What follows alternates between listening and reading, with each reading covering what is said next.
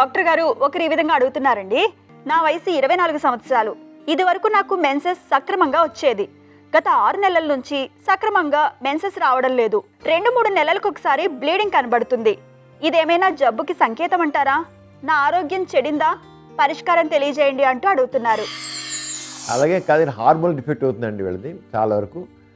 PCOS కూడా అవ్వచ్చు, polycystic ovarian syndrome కావచ్చు, హార్మోన్లో డిఫెక్ట్ కావచ్చు, ఇంకొంతమందికి ఫైబ్రాయిడ్ స్ట్రెస్ ఉంటుంది దానివల్ల కావచ్చు, ఏదైనా కావచ్చు. చూడసారి పూర్తిగా పరీక్ష చేసి తెలిసిపోతుంది.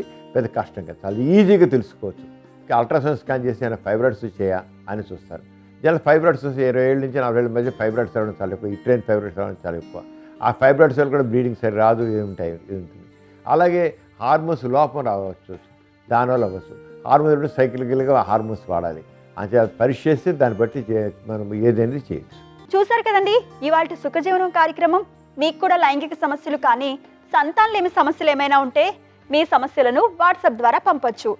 8008532087 అనే నెంబర్కి వాట్సాప్ చేయండి.